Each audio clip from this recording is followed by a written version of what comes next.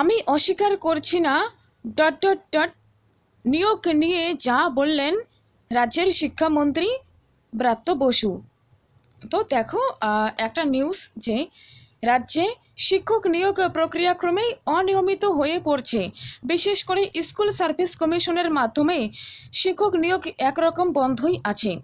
ফলে কোথাও স্কুলে পড়াচ্ছেন মাত্র একজন শিক্ষক, আবার কোথাও রয়েছে অধিক সংখ্যক পড়ুয়া রয়েছে। এই অবস্থায় স্কুল শিক্ষায় সমস্যা বাড়ছে। নিয়োগের জন্য এই সমস্যা হচ্ছে বলে মেনে নিলেন রাজ্যের শিক্ষামন্ত্রী ব্রাত্য বসু। তো দেখো ফ্রেন্ডস, নিয়োগের জন্য এই সমস্যা হচ্ছে বলে মেনে নিলেন রাজ্যের শিক্ষামন্ত্রী ব্রাত্য বসু। ওকে, নেক্সট লাইনটিতে কি রয়েছে যে আমরা ইতিমধ্যে সোশ্যাল মিডিয়ায় দেখেছি যে একটি স্কুল থেকে একটি ঘটনা প্রকাশ্যে আসে। শনিবারই আলিপুরদুয়ারের একটি স্কুল থেকে একটি ঘটনা প্রকাশ্যে আসে।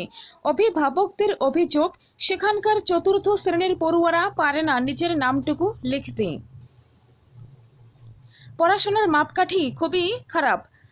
যদিও শিক্ষকদের দাবি তারা যথাযথ চেষ্টা করেন ঠিকমতো ক্লাস নিতে। সরকারি স্কুল শিক্ষার সমস্যার কথা ঘাড়ে নেড়ে এক প্রকার স্বীকার করে নিলেন রাজ্যের শিক্ষামন্ত্রী ব্রাত্য বসু। তিনি বলেন, আমি অস্বীকার করছি না এই রকম সমস্যা রয়েছে। সেক্ষেত্রে আমরা যত দ্রুত নিয়োগ করতে পারবো এই সমস্যার সমাধান হবে। নেক্সট, আসলে বহু সময় খবর আসে একজন বা দুজন শিক্ষক দিয়ে বহু স্কুল চলছে, যদিও সেখানে পড়ুয়া অনেকটাই বেশি। ফলে সমস্যায় পড়েন শিক্ষকরা। এখনও শিক্ষকরা হকের চাকরির দাবিতে আন্দোলন করছেন। পাশাপাশি নতুন শিক্ষক নিয়োগের দাবি তুলে আন্দোলনও করছেন প্রশিক্ষিত চাকরি প্রার্থীরা। তবে এসএসসির মাধ্যমে নতুন শিক্ষক নিয়োগ নিয়ে তেমন সচেষ্ট হচ্ছে না রাজ্য। তো দেখো, আমরা দেখছি শিক্ষক নিয়োগ প্রক্রিয়া তো ক্রমে অনিয়মিত হয়ে পড়ছে।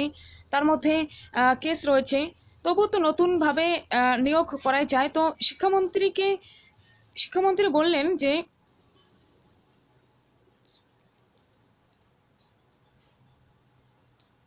তিনি অস্বীকার করছেন না যে এরকম সমস্যা রয়েছে, অর্থাৎ তিনি স্বীকার করছেন এরকম সমস্যা রয়েছে।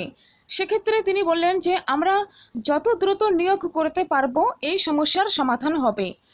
তো এসএলএসটি এক্সাম বা স্কুল সার্ভিস কমিশন এক্সামগুলো যে রয়েছে প্রাইমারি থেকে একদম এস পর্যন্ত, তো যত দ্রুত নিয়োগ করা হয় ততই খুব ভালো হয়, তাই না? আমরা তো আশা নিয়ে আছি যে এক্সাম হবে, এক্সাম দিতে পারবো। দেখা যাক যদি এক্সাম হয়, এই আশা নিয়েই তো আমরা রয়েছি।